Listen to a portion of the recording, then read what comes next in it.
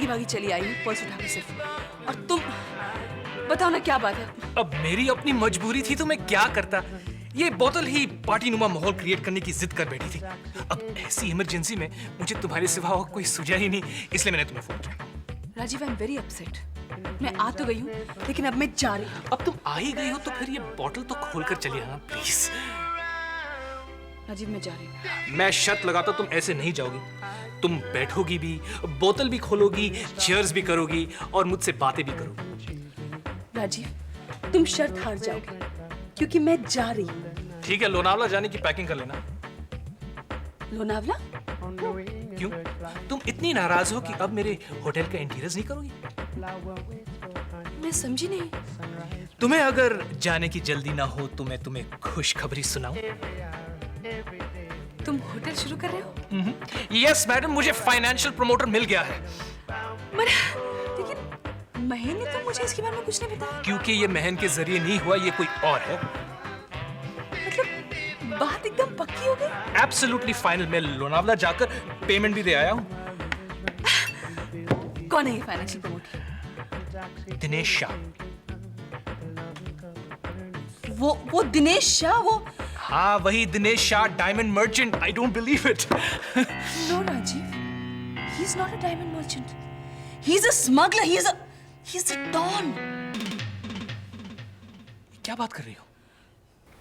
मैं बनाता। अभी तक चलते हैं हाथ पांव बंदल साहब, अभी तक तो चालू है सब। आप टांग मत अड़ाइए बीच में। करण साहब प्लीज। नहीं भाई, मेरे सामने प्लीज प्लीज करने की बजाय आप उन लोगों को जाके समझाइए ना जो मेरे रास्ते के बीच में आ रहे हैं। मुझे मेरे रास्ते पर अपनी चाल क्यों नहीं चलने देते? मैं समझता हूँ करण साहब, आपको समझौते का कितना बुरा लगा है। पता नहीं क्या क्या चल गया बंसल आज, क्या क्या मर गया होगा मेरे अंदर। ऐसा लगता है जैसे सांस लेने पे भी धुआं निकलेगा। भूल जाइए ये सब करण साहब। भूलने का सबक सीखा नहीं है बंसल, सीखा नहीं है भूलने का सबक। तुम्हें इस समझौते के लिए राजी नहीं होना चाहिए था लेनिन।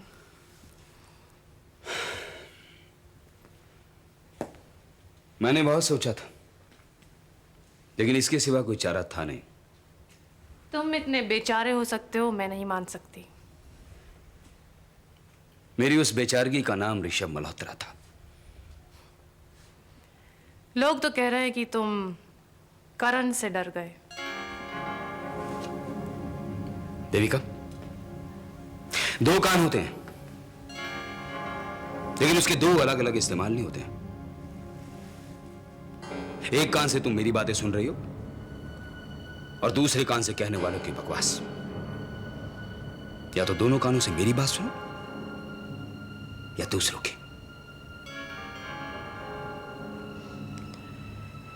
तुम्हारे बात के सामने मैं किसी और की बात सुन सकती हूँ।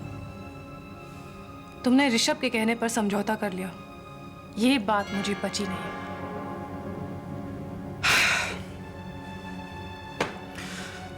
सिल्वर एस्टेट से जब श्वेतलाना को निकाला जा रहा था तो ऋषभ ने उसे पनाह देकर मेरे ऊपर जो एहसान किया था वो चुकाना था। लेनिन, हम मल्होत्रा इंडस्ट्रीज के खिलाफ एक जंग लड़ रहे हैं। ये एहसान उतारने वाली बात बीच में कहाँ आ गई? ये गलत है। अरे गलत या सही, जो मेरे दिल ने कहा मैंने कर दिया। करण पर तुम अभी हावी हो ही रहे थे। रंजना देवी पर थोड़ा और दबाव डालते तो करण अपने घुटने झुका लेता। मैंने करण को जिंदगी में पहली बार डगमगाते देखा था। ये तुम कैसी बातें कर रही हो देविका? दिए बुझा कर देखो कितना अंधेरा है। पुरानी बातों को दोहराने का क्या फायदा? मैं ये बातें इसलिए दोहरा रही हूँ कि दोबारा ये गलती ना दोहराओ। करण के मामले में छोटी सी गलती भी बहुत बड़ी गलती होती है, और इस सौदे से करण फायदेमंद रहा है। देखो देविका, जब जंग छिड़ी हो तो उसे बीच में रोककर लाशें नहीं गिनते हैं कि हमारे कितने लोग मारे गए या उनके कितने लोग मारे गए। मुंशी की तरह जंगे मैदान में बही खाता खोलकर फायदा नुकसान नहीं मिलता। ड्रिंक।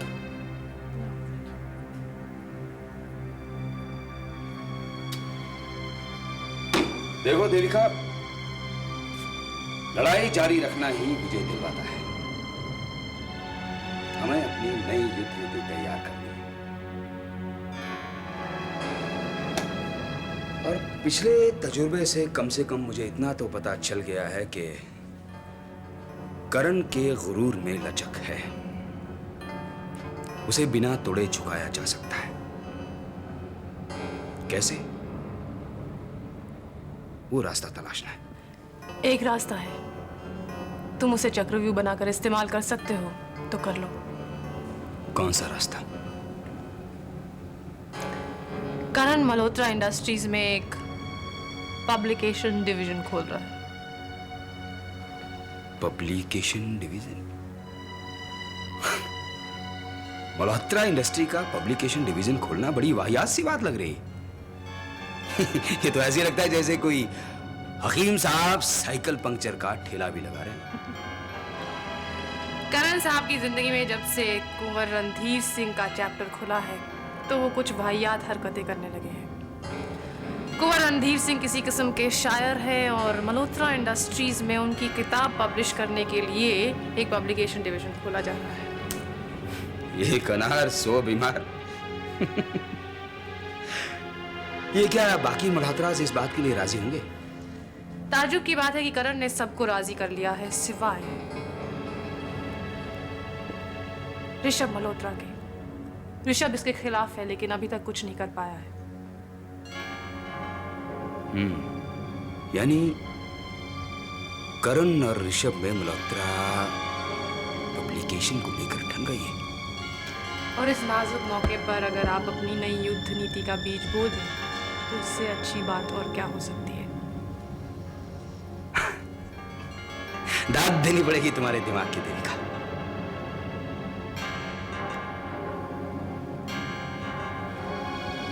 ये होंठ सिर्फ दाद ही दे सकते हैं क्या? उस तरह की दाद के लिए किसी और का दरवाजा खटखटाओ। जो दाद तुम्हें अल्फाजों में मिल गई समझो बहुत है।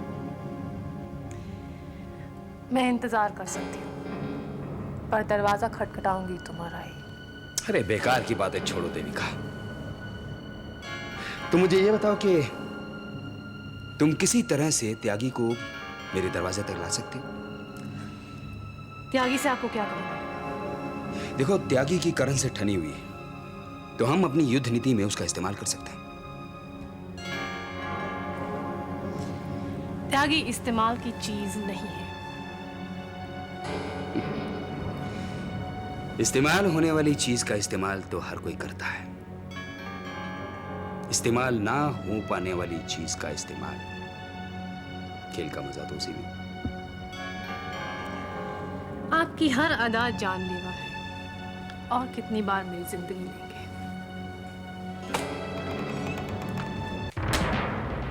लेनिन,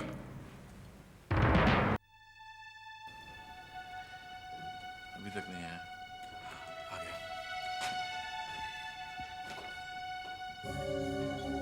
क्या यहाँ क्यों बैठे हैं आप लोग? किसका इंतजार कर रहे हैं? कौन आ रहा? बेटा तेरा ही इंतजार कर रहे थे। बच्चा हो क्या? रास्ता भूल जाऊंगा। तुम्हारा इंतजार करके हमने कोई गुनाह तो नहीं किया। आज छेड़िए मत आप, छेड़िए मत। आज नहीं लग रहा मुझे अच्छा, क्या कर लेंगे? कोई और दिन होता तो ठीक है, लेकिन आज इंतजार खल रहा है तो खल रहा है। क्या है बेटा? किस बात को लेके इतना परेशान है? लेनिन और फिर इस समझौते का क्या हुआ? ये इसी सवाल से मैं कतरा रहा था और यही सवाल करने के लिए आप लोग इंतजार कर रहे हैं। एक मौत मैं वहां मर के आया हूं, फिर से यहां मरो, ऐसी मार दो ना। बहने, करण आज अपने आपे में नहीं है। क्यों इतनी नफरत उगल रहा है बेटा? चाशनी निकलती है, बेइज्जत आदमी के अंदर से चाशनी निकलेगी। कैसी बेइज्जती? आज मैं जितना बेइज्जत हुआ हूं, आज तक नहीं। और अगर आप लोगों का दखल मेरी जिंदगी और मेरे फैसले में ना रहा तो आइंदा कभी इतना बेइज्जत नहीं होगा। रंजना, इतनी बातें सुनकर मेरा यहाँ रहना मुमकिन नहीं है। यही चाहता है तू कि ये तेरी जिंदगी से चले जाए? माँ जी, क्यों आपकी ये हर बात साबित कर रही है आज कि आप मुझे जानती नहीं है? इतनी मुश्किल से आप दोनों मेरी जिंदगी में आए हैं। मैं चाहूंगा कि आप लोग वापस चले जाएं। तो क्यों हम पे तोहमत लगाया जा रहा है बेटा? नहीं, तोहमत आपको तोहमत सुनाई दे रही होगी माँ, लेकिन ये आप लोगों पे नहीं है। मेरी शख्सियत को कटघरे में खड़ा करके मेरा गुरु, मेरा स्वाभिमान मुझे तोहमत लगा रहा है। समझौते का नतीजा पूछ रहे थे आप, होया? सच बेटा? अपनी नजरों में गिर गया मैं। ऋषभ का एहसान आपने मुझ पे लाद के ठीक नहीं किया, और ये सिर्फ आपकी जिद की वजह से हुआ। सिर्फ आपकी जिद की वजह से।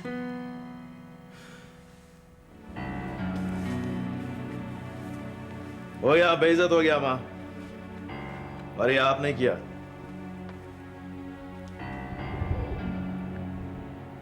रणधीर,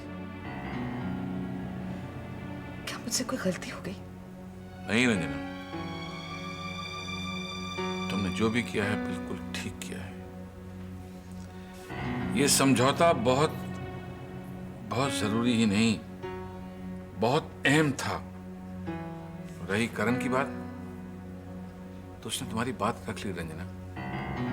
उसने तुम्हारा मान रखा है, तुम्हारी इज्जत की है।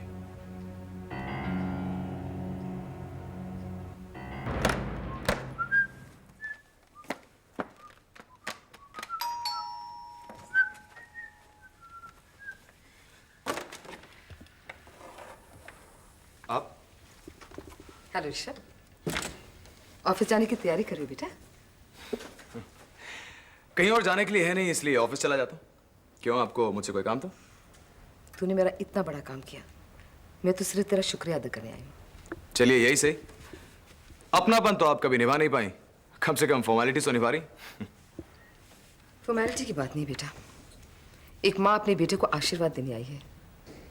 तूने करण की जान बचा दी। ओह प्लीज कम ऑन, आप मेरे साथ मेरी माँ बनकर बात मत करिए, क्योंकि जब आप रंजना देवी की तरह बात करती हैं तो आपकी बात मैं सुन भी सकता हूं और समझ भी सकता हूं। और वैसे भी आपने अपने इस नालायक बेटे को किसी लायक समझा है, इसके लिए मुझे आपका शुक्रिया अदा करना चाहिए। ऋषभ बेटा, जिस तरह तूने हालात संभाले हैं ना, और जिस समझदारी से काम किया है, मैं तो दंग ही रह गई। कितनी अजीब और गरीब बात है। हम लोग 20 साल एक साथ रहे, लेकिन हम लोग एक दूसरे को कितना जानते हैं।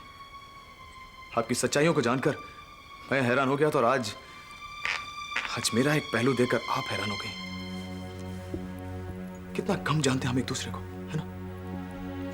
अफसोस तो ये है कि तू मुझे जितना समझता है ना बेटा, गलत समझता है। इस बात को यहीं रोक दीजिए, वरना बात बहुत बढ़ जाएगी।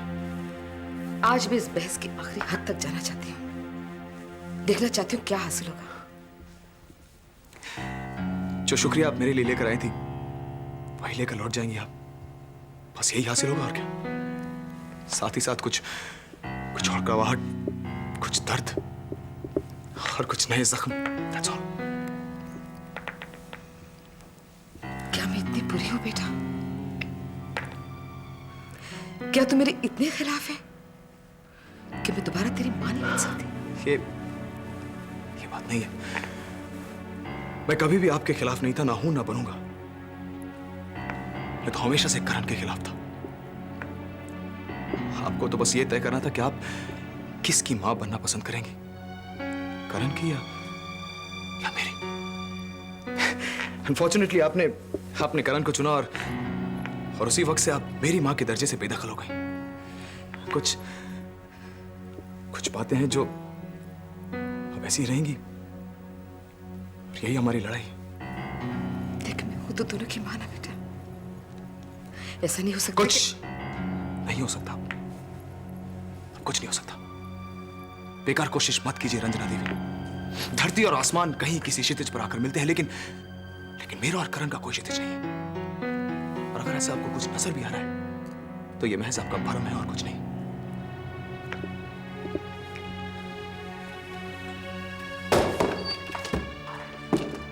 तुम लेनिन के गले क्यों पड़ रही हो देविका? इसे गले पड़ना नहीं, इसे रोमांस करना कहते हैं। या शायद जब से केशव भगवान को प्यारा हो गया, तुम्हारे रोमांस का जज्बा भी स्वर्गवासी हो गया। और तुम्हारे जिस जज्बे की कोई कदर नहीं करता है, जिसका हाल मौत से बदतर है, तुम उसे जिंदा रखने के लिए क्या क्या नहीं कर रही हो। तो तुम्हें जलन होती है? तुम चुप रहो देविका। मुझे मालूम है लेनिन, मुझे तब तक चुप रहना पड़ेगा जब तक स्वेतलाना की जिंदगी में कोई आ नहीं जाता। वरना बेचारी अकेली स्वेतलाना किसी को इश्क फरमाते देखती है तो बर्दाश्त नहीं कर पाती। I understand। तुम जैसी औरत का लेनिन पर बार बार गिरना मुझसे बर्दाश्त नहीं होता। लेकिन दीदी, I mean स्वेतलाना, तुम्हारे छोटे भाई को मुझे संभालने में कोई एतराज नहीं हो रहा तो तुम 2 मिनट के लिए अपनी जबान पर लगाम लगा सकती हो? मैं समझ सकती हूँ लेनिन, तुम अपनी बड़ी बहन की बहुत इज्जत करते हो, वरना तुम्हारे खास मेहमान के साथ कोई इस तरह बर्ताव करे तुम बर्दाश्त नहीं कर पाते। अपनी बच्ची कुची इज्जत की सलामती चाहती हो तो चुपचाप यहाँ से चले जाओ, वरना खामखा बेइज्जत होकर जाना पड़ेगा। Really? Get the hell out of here! Please Devika, तुम जाओ यहाँ से। You don't mean that, Lenin. I'm sorry, इस वक्त तुम्हारा यहाँ से जाना ही ठीक होगा। प्लीज। ठीक है, तुम कहते हो तो चली जाती हूँ।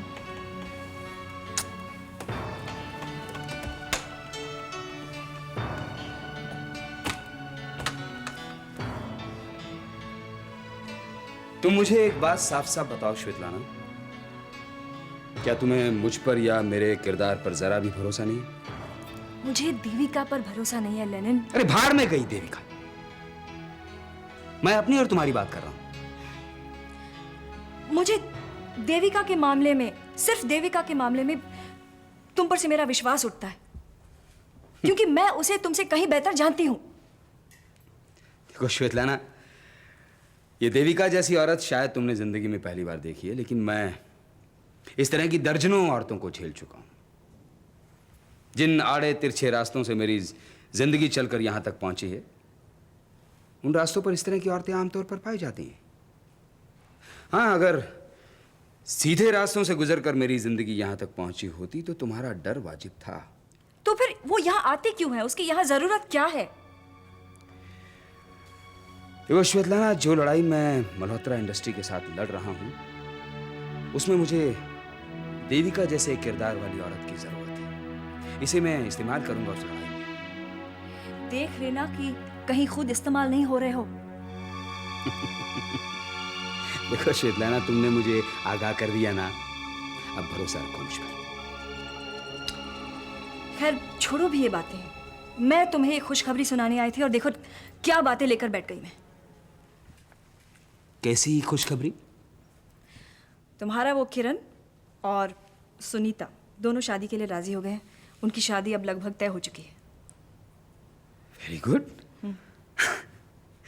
चलो, मैं तुम्हारा एक काम तो कर पाया। अब धीरे धीरे सारे अधूरे काम पूरे हो जाएंगे लेनिन, मुझे इसका यकीन है।